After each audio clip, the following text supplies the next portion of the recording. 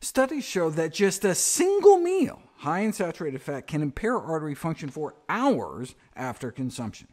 In this 3-part video series, we'll look at what saturated fat does to our body and how diet and exercise can protect our arteries, thus helping prevent our #1 killer, heart disease.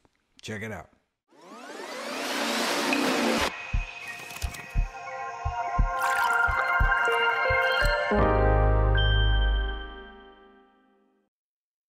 We are only as old as our arteries. What can we do to preserve artery function as we age? A poor diet and sedentary behavior can lead to adverse aging processes like impairment of the little power plants in our cells, which can result in free radical formation, oxidative stress, and inflammation, which leads to artery dysfunction that can end in the cardiovascular disease that ends us. In a series of videos I did about a decade ago, I discussed this landmark research showing that a single high-fat meal could cripple artery function within hours of consumption compared to no change in the low-fat meal. The high-fat meal that so crippled artery function included sausage and egg McMuffins from McDonald's. How do we know the sausage, egg, or cheese was to blame? What about the crappy carbs in the biscuits? We know because the low-fat meal that didn't impair artery function was a sugary mess of carby frosted flakes.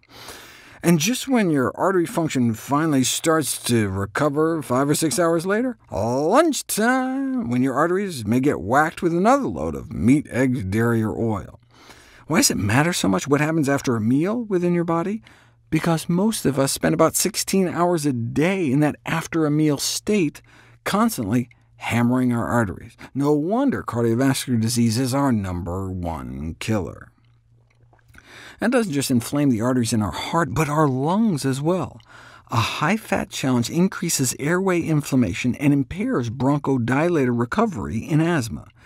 Have asthmatics cough up sputum from their lungs 4 hours after the same kind of high-fat meal, and inflammatory cells shoot up in the high-fat meal group. In terms of lung function, give them 2 hits of their inhalers, containing a drug called albuterol or Ventolin, and their airways open up, as they should, after the low-fat meal. But after the high-fat meal, the same inhaler doses don't work as well, crapping out after a few hours because of all the extra inflammation in their lungs. What you eat can determine how well you breathe.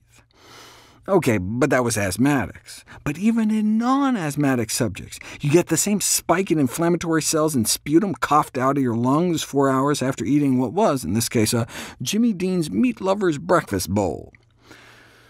And there aren't only more inflammatory cells, there's also a doubling of the amount of pro-inflammatory oxidized bad LDL cholesterol sucked up by the type of white blood cells that go on to form foam cells. Those are the cells that build up the inflamed pus in your artery wall that leads to heart attacks. And all this happens within just hours of eating pizza, in this case.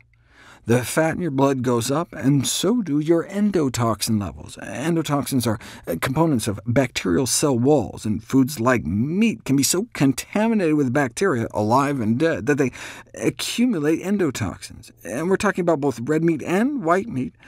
But recent research, published in 2020, suggests the main culprit may not be endotoxins after all, but the fat itself. The saturated fat floating in your blood after an unhealthy meal may be inducing the inflammation more directly. Either way, we are accountable for what we eat meal by meal for the modification of the risk factors for chronic metabolic disease.